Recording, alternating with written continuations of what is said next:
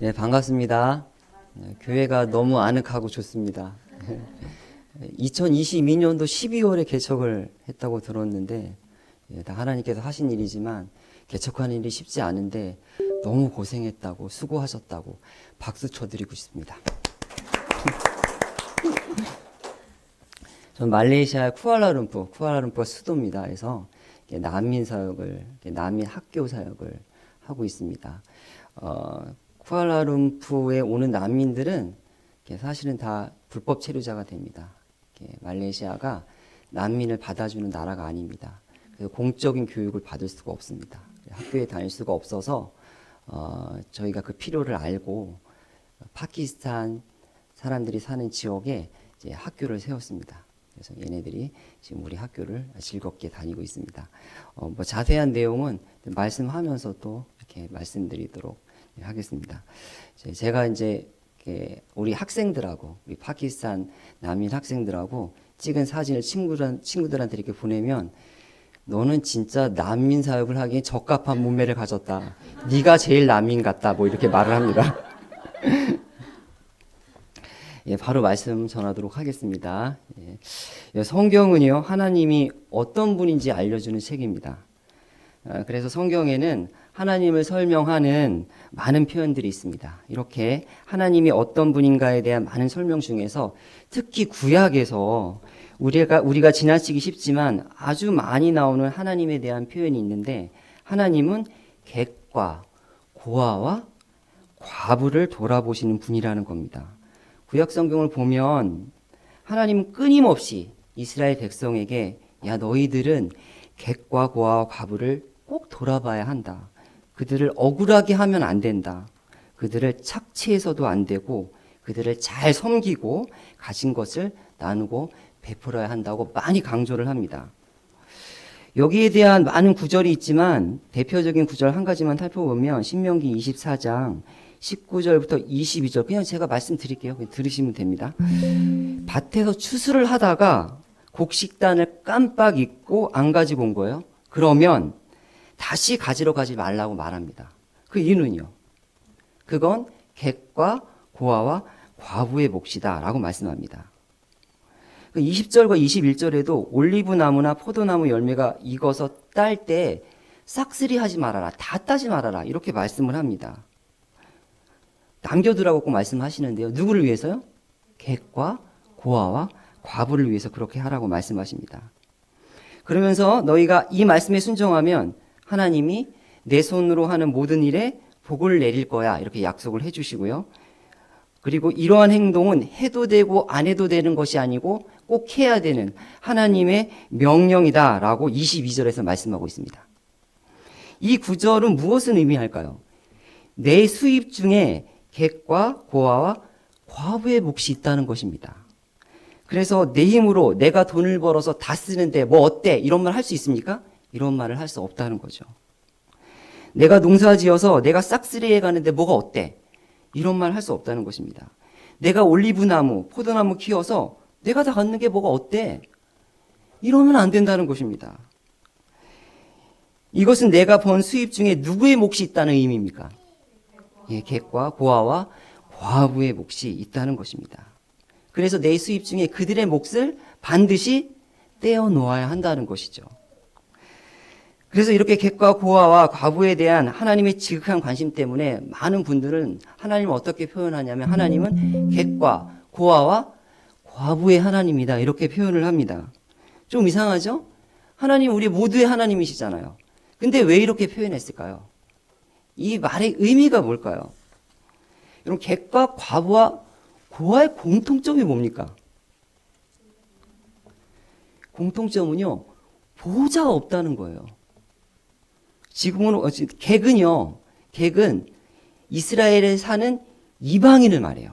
지금으로 말하면 거의 정확하게 난민이랑 일치를 합니다. 보호자가 없어서 난민이 되는 거잖아요. 보호해줄 나라가 없어서. 나라가 나를 보호해주지 못하니까 다른 나라로 온 거 아니에요. 고아는요. 부모라는 보호자가 없는 것입니다. 과부는요. 남편이라는 보호자가 없는 것이죠. 그래서 이 세 부류는 누군가에게 위협을 당해도 보호해줄 사람이 없는, 억울한 일을 당해도 호소할 데가 없는, 경제적 능력이 없는 그런 사람들입니다. 그래서 하나님께서 너희들이 보호자가 없으니까 이 객과 고아와 과부에게 말씀하시는 거예요. 내가 보호자가 되어줄게. 그래서 하나님은 객과 고아와 과부의 하나님이 되시는 거죠. 이렇게 하나님이 이들의 보호자가 되어주시기 때문에 객과 고아와 과부와 같은 사회적 약자들을 힘이 없다고 괴롭히고 억울하게 하면 어떻게 될까요? 그들의 보호자인 하나님이 가만히 있지 않을 것입니다. 그래서 특별히 믿는 사람들은 사회적인 약자를 대할 때 꼭 이런 생각을 하셔야 돼요. 하나님께서 보호하시지 잘못 건들다가는 크게 다치겠구나. 이렇게 생각을 하셔야 됩니다. 반대로 이런 분들을 귀하게 여기고 도와주고 잘 대해주면 어떻게 될까요? 하나님께서 반대로 가만히 있지 않으실 것입니다. 그들의 보호자니까요. 칭찬해 주시고 상 주실 것입니다. 오늘 본문에 보면 예수님도 똑같은 말씀을 하십니다. 구약에서 객과 고아와 과부와 같은 사회적 약자들을 신약에서는 어떻게 표현할까요? 지극히 작은 자라고 표현을 합니다. 그런데 오늘 본문을 보면 이 객과 고아와 과부와 같은 지극히 작은 자에 대한 태도가 심판의 기준이 된다는 것을 알 수 있습니다. 오늘 본문 한번 살펴볼까요? 본문이 길죠? 얼른 막 정신없이 막 나가도록 하겠습니다. 31절에 보면 같이 읽어볼까요? 시작. 모든 천사와 함께 올 때 자기 영광의 보좌 앞에 앉으리니. 무슨 말입니까? 인자 예수님이 재림하셔서 보좌에 앉아서 심판하시는 겁니다. 32절에 보면 심판의 대상은 모든 민족입니다. 그리고 심판하실 때 크게 두 부류로 나누신다는 거죠. 어떻게 해요? 양과 염소로 나눈다는 것입니다. 33절에는 양은 오른쪽에, 염소는 왼쪽에 둔다고 말씀하십니다. 이어서 34절에 보면 먼저 임금, 예수님이죠. 예수님이 오른편에 있는 자들, 즉 양으로 비유되는 구원받은 자들입니다. 이들에게 너희는 복받은 자들이고 그래서 하나님 나라를 상속받는다. 쉽게 말하면 너희는 천국 간다. 이렇게 말씀합니다. 그런데 그 근거가 뭐냐? 이게 중요합니다. 35절부터 36절까지의 말씀입니다. 함께 읽도록 하겠습니다. 시작.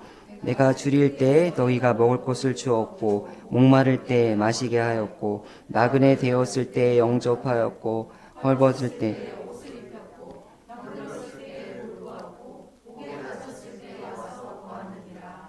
네. 너희가 줄일 때 나한테 먹을 것을 줬잖아. 목마를 때 마실 것을 주고 나그네 됐을 때 영접, 집으로 받아들여 환대했잖아. 그리고 벗었을 때 옷을 입혀주고 병들었을 때 병문안 오고 옥에 갇혔을 때 면회왔잖아. 너희들이 그랬잖아. 예수님이 이렇게 말씀하시는 거예요. 그러니까 이 양들이 어리둥절하지 않겠습니까? 그런 일이 없는데?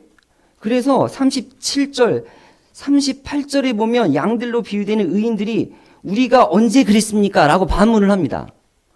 그러니까 40절에 임금, 예수님이 뭐라고 말씀하시죠? 이게 핵심 구절인데요. 다 같이 읽겠습니다. 시작. 임금이 대답하여 이르시되 내가 진실로 너희에게 이르노니 너희가 지극히 작은 자 하나에게 한 것이 곧 내게 한 것이니라 하시고. 야, 지극히 작은 자 하나에게 한 것이 곧 내게 한 것이랑 똑같아. 마찬가지야. 라고 말씀하십니다. 41절에 보면 예수님이 이번에는 반대로 왼쪽에 있는 자들, 즉 염소로 비유되는 구원받지 못한 자들에게 너희는 저주받은 자들이고 그래서 영원한 불에 들어간다. 쉽게 말하면 그냥 지옥 간다는 말이에요.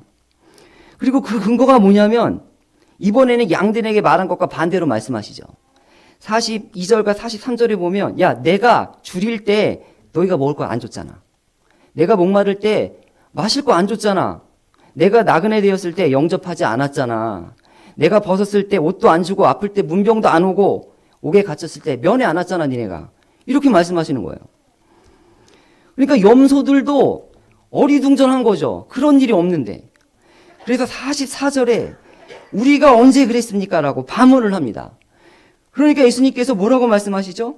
45절에 다 같이 읽겠습니다. 시작. 이에 임금이 대답하여 이르시되 내가 진실로 너희에게 이르노니 이 지극히 작은 자 하나에게 하지 않은 것이 곧 내게 하지 아니한 것이니라 하시니. 지극히 작은 자에게 하지 않은 것이 곧 내게 하지 않은 것과 똑같은 거야, 이렇게 말씀하십니다. 그러면서 46절에 이렇게 지극히 작은 자에게 한 행동이 영벌과 영생의 기준이 된다. 천국 가느냐 지옥 가느냐가 결정된다라고 분명히 말씀하십니다. 좀 이상하죠? 선교사님 좀 이상한데요? 라고 말씀하시는 분이 있을 것 같아요. 속으로. 심판의 기준이 천국과 지옥을 가르는 기준이 예수님을 믿는 게 아니고 지극히 작은 죄에 대한 태도라고요? 라고 이렇게 생각되시는 분이 있을 것 같아요. 선교사님 지금 믿음이 아니라 행위로 구원받는다는 행위 구원을 이야기하고 계신 겁니까? 라고 생각이 들 수도 있지만 제가 그럴 리가 없지 않습니까? 저는 그런 사람 아닙니다. 저는 권영민 목사님이랑 같은 신학교 나왔습니다. 근데 이렇게 질문을 해보면 어떨까요? 예수님을 믿는 증거가 뭔데요? 예수님을 믿는 증거가 뭐냐니까요? 본문은 예수님을 믿는 증거 중에 하나가 지극히 작은 자에 대한 태도라고 말하고 있는 것입니다. 믿음으로 구원받는 거 확실한데, 근데 그 믿음의 증거가 뭐야? 그 믿음의 증거는 지극히 작은 자에 대한 태도라는 것이죠. 정말 예수님을 믿는 사람들은 지극히 작은 자, 객과 고아, 과부와 같은 약자들의 필요를 채워주는 사람이라는 것입니다. 만약에 저는 예수님을 믿습니다. 그렇게 고백을 하지만 그러나 저는 객과 고아와 과부와 같이 지극히 작은 자들에게 관심을 갖고 싶지 않아요. 나 살기도 바빠요. 그들에게 에너지를 빼앗기고 싶지 않아요. 이런 생각을 가지고 있다면 사실은 이 사람은 예수님을 믿는 사람이 아니라는 겁니다. 본문에 의하면 제 말이 아니고 염소라는 거죠. 오늘 본문에 나오는 염소에 해당되는 사람처럼 그냥 내가 믿고 있다고 착각을 하고 있는 거죠. 결국 본문은 우리의 믿음은 무엇으로 증명된다는 말입니까? 지극히 작은 자, 연약한 자, 사회적 약자, 객과 과부와 고아와 같은 불의의 사람들에 대한 태도로 증명이 된다는 것입니다. 그래서 어떤 교회가 좋은 교회일까요? 정말 좋은 교회는요, 여러 가지 기준이 있죠. 기본적으로는 말씀에 근거한 교회가 좋은 교회죠. 여러 가지 좋은 교회에 대한 기준이 있지만 그 중에 하나가 지극히 작은 자가 편하게 다닐 수 있는 교회가, 그런 교회가 좋은 교회예요. 정말 가난한 사람들과 잘 배우지 못한 분들, 소외된 분들, 이런 사회적 약자들이 마음 편하게 다닐 수 있고 이런 분들이 사랑받고 섬김받는 교회가 정말 좋은 교회입니다. 왜냐하면 그런 교회가 찐으로 예수님을 믿는 사람들이 모인 교회이기 때문입니다. 반면에 가난한 사람들이 있기에 아주 불편한 교회, 학력이 낮은 분들이 있기에 너무 불편한 교회, 엘리트 중심의 교회, 사회에서 영향력 있는 사람이 여전히 교회에서도 영향력을 끼치는 그런 교회, 이런 교회는 진짜 많이 걱정되는 교회입니다. 왜냐하면 왜 그렇죠? 이게 염소가 많이 섞여 있다는 거예요. 들이받는 사람들이 많다는 것입니다.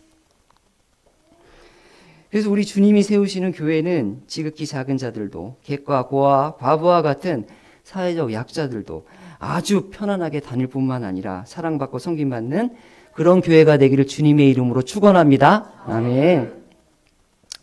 저는 원래 이제 중국에서 한인 목회도 하면서 중국 가정교회 지도자들에게 성경을 가르치는 신학교 사역을 하고 있었습니다. 그런데 아시다시피 중국 정부가 대대적인 기독교의 종교 핍박이죠. 기독교뿐만 아니라 모든 종교에 대한 핍박이 가해지면서 대부분의 선교사님들이 다 추방당했고, 저와 같이 선교를 하던 선교사님도 추방을 당했어요. 그럼 다음 차례가 누구겠습니까? 저겠죠. 그래서 얼른 중국에서 나왔습니다. 왜냐하면 중국 사역을 계속 해야 되기 때문에. 중국에서 추방당하면 한 10년 동안은 들어갈 수가 없는 거예요.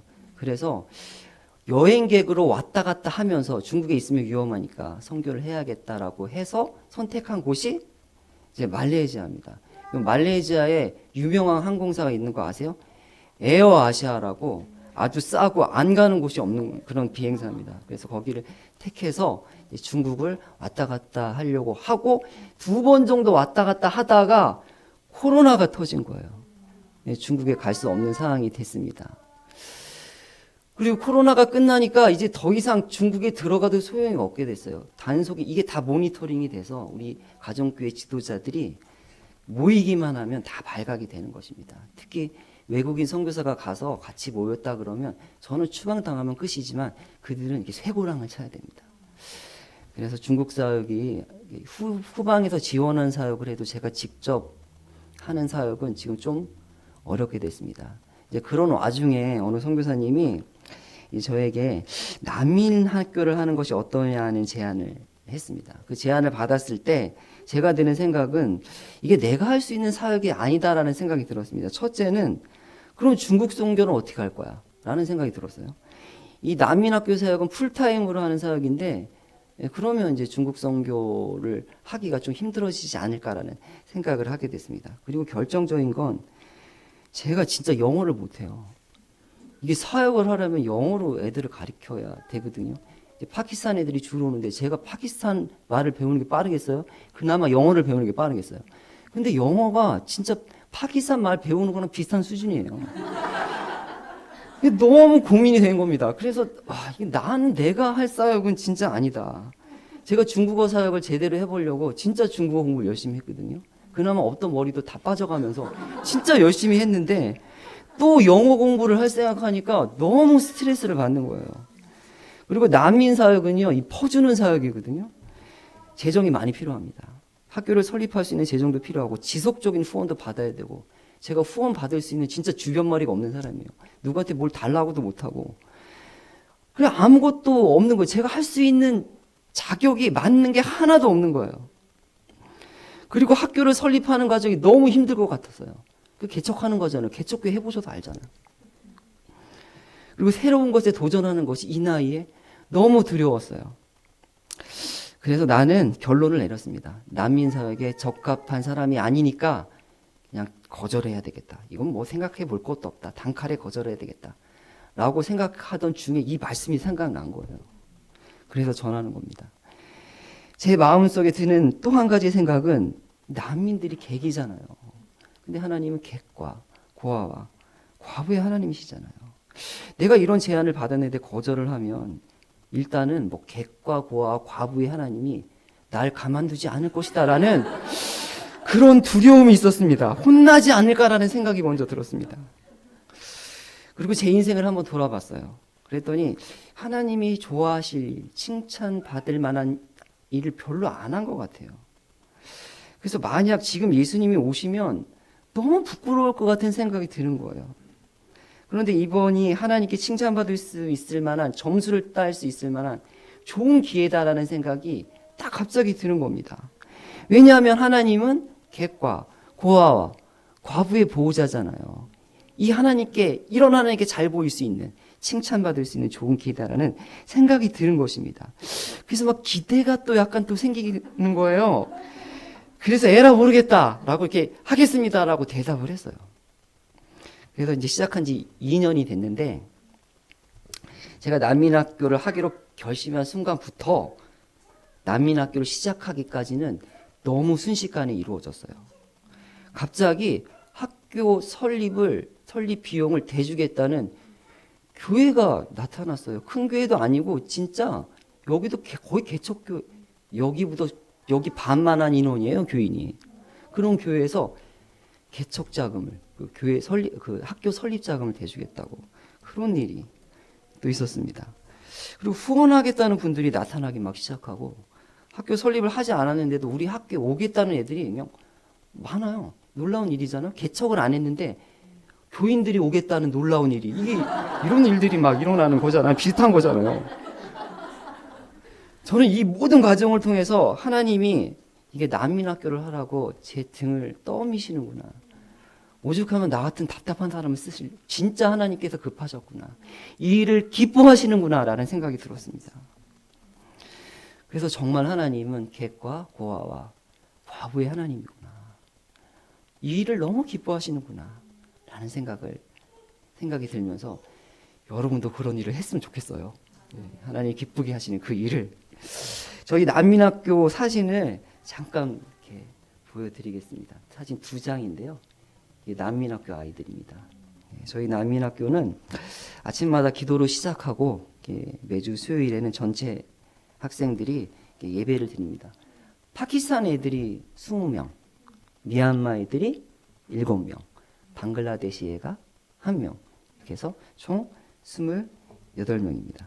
여기 보면 저 뒤에 한국 분들 같은 분 보이시죠? 한국 분들 맞아요. 쿠알라룸푸르에 있는 한인교회에서 봉사 오신 분들인데 단체 사진을 찍을 때 한국 분들이 꼭 낍니다. 왜냐하면 한국 분들이 온다 그래야 애들이 학교를 다 와요. 왜냐하면 뭘 주니까. 먹을 거를 주고 선물을 주고 맨날 저한테 야단 맞다가 이런 분들이 오면 칭찬해주고 그러거든요. 그래서 얘네들은 저 빼놓고 한국 사람은 다 좋은 사람인 줄 알아요. 그래서 항상 이렇게 다 모이는 단체 사진을 찍으려면 저기 한국 사람이 와야 됩니다. 거의 다 무슬림이에요. 28명 중에 4명 크리스찬이 있습니다. 미얀마 애들 4명 빼고 전부 다 24명이 무슬림입니다. 그러니까 이제 6대 23이죠. 아내와 저 6대 23의 영적인 전투가 학교에서는 매번 벌어지고 있습니다. 이 영적인 전투에서 언젠가 승리해서 우리 학교 학생들이 거짓 종교를 버리고, 무슬림 진짜 거짓 종교입니다. 제가 이 무슬림을 겪어보면서 진짜 무슬림이 별거 아니구나라는 걸 깨닫게 됐다. 진짜 거짓 종교라는 걸. 이렇게 답답한 이 거짓 종교에서 애들이 다 벗어났으면 좋겠습니다. 여러분, 파키스탄은요 사실 알라를 믿으려고 세운 나라입니다. 이슬람 국가예요. 진짜 찐으로 믿는 이슬람을, 찐으로 믿는 98%가 이슬람인 그런 국가입니다. 그런데 이들의 삶을 보잖아요. 제가 이들의 삶을 알잖아요. 그 부모님하고 계속 접촉을 해야 되고 아이들하고 생활을 해야 되니까 진짜 거룩과 거리가 멉니다. 거룩할 것 같죠? 이슬람 사람들이. 전혀 그렇지 않습니다. 이들의 생각과 삶을 들여다보면 정말 알라가 거짓신이라는 것을 알 수 있습니다. 파키스탄의 인권 바닥입니다. 거의 세계 꼴찌 수준이에요. 여자들이 밖에 돌아다닐 수가 없어요. 남자들이 가만두지 않습니다. 여자들이 밖에 돌아다녔을 때 성폭행을 당했다. 누구 책임일까요? 여자 책임이에요. 왜 그럴까요? 대낮에 돌아다닌 거예요, 여자가. 잘못한 거예요, 그게. 여성 인권 수준이 이 정도입니다. 우리 학교 여자들은 대부분 이슬람이기 때문에 초등학교 고학년이 되면 다 이렇게 히잡을 씁니다. 더운 나라에서 막 히잡을 씁니다. 발목을 보여서는 안 돼요. 이렇게 발목 위를 보여서는 안 돼요. 이렇게 발목까지 딱 타이트한 옷을 딱 입고, 여기 손목 위 보이면 안 됩니다. 얼마나 덥겠어요. 남자애들은 그렇게 안 해도 돼요. 남자애들은 덥다고 그러고, 여자애들은 덥다고 그러고, 남자애들은 춥다고 그러고, 막 에어컨 꺼달라고 그러고, 뭐 에어컨 켜달라고 그러고, 그럽니다. 너무 답답합니다, 진짜. 종교에 매여서 그런 모습들이 그들의 영적인 모습이기도 합니다. 진짜 거짓말 잘해요. 정말 거짓말을 밥 먹듯이 합니다. 싸우거든요. 애들끼리 싸우면 왜 싸우냐고 물어보잖아요. 맞는 말이 하나도 없어요. 얘 말하고 너무 틀려요. 저희가 파키스탄 선생님을 한 명 고용했어요. 우리가 너무 힘들어서. 애들은 너무 많고 2명이 가르칠 수 없어서 아내와 제가 가르치는데, 근데 파키스탄 그 아줌마들이랑 너무 싸우는 거예요. 제가 중재를 해야 되잖아요. 그 안 되는 영어로 막 어떻게 해서 막 의사소통을 해서 이렇게 딱 판결을 하려고 딱 하면 판결을 내릴 수가 없어요. 너무 달라요, 이야기가. 다 거짓말을 하고 있는 거예요, 서로. 자기가 유리한 방향대로. 진짜 옛날에 구약시대 때 판결 흉패에 우린과 둠이 막 있잖아요. 하나님 뜻을 물어보고. 진짜 제가 그렇게 기도했어요. 우린과 둠이 있었으면 좋겠습니다. 판결을 할 수가 없는 거예요. 누가 진실인지요. 이렇게 거짓말을 입에 달고 삽니다. 아이들이 이제 공부를 선천적으로 싫어하는 애들이 있잖아요. 그런 애들이 있는데 그냥 이틀에 한 번씩 빠집니다. 그런 애들, 저 이제 빠지면 문자를 보내라 그래요. 왜 빠지는지, 언제 빠질 건지. 그럼 애들이 맨 똑같습니다. 그냥 아프대요. 다. 머리가 아프고, 어디가 아프고. 어떻게 이렇게 이틀에 한 번씩 아플 수가 있겠어요? 이상하잖아요. 매번 그렇게 거짓말을 합니다. 그냥 생활이 전혀 양심의 가책을 느끼지 않아요. 거짓말을 잘해서 나한테 유익이 된다. 이건 지혜예요. 그분의 입장에서. 이 정도 수준이에요. 이슬람교가. 알라를 믿는 사람들이. 거짓 종교입니다. 이 종교를 그렇게 열심히 믿고 있습니다. 우리보다 더 열심히 믿습니다. 하루에 우리 5번 기도 안 하잖아요. 그렇죠? 하루에 한두 번 기도하면 잘하는 거잖아요. 그들은 5번 기도를 합니다. 일하다가도 기도를 합니다. 근데 거짓 종교예요. 아무튼 이런 종교에서, 거짓 종교에서 우리 아이들이 벗어나서 예수님을 믿고 구원받고 예수님 안에서 참 자유를 누렸으면 좋겠습니다. 이를 위해서 우리 성도님들이 다 기도를 해주셨으면 좋겠습니다. 말씀을 맺겠습니다. 우리 주님이 세우시는 교회 안에 그리고 우리 주변에는 객과 고아와 가부들과 같은 누군가 보호해주고 돕지 않으면 살아가기 힘든 지극히 작은 자들이 많습니다. 이들을 대하는 태도가 곧 예수님에 대한 태도이고 우리의 믿음을 증명하는 일이라는 것을 기억하고 지극히 작은 자를 돌아보고 이들의 필요를 채워주는 데 열심을 내는, 그래서 영성의 축복을 누리는 저와 여러분이 되기를 주님의 이름으로 축원합니다. 아멘.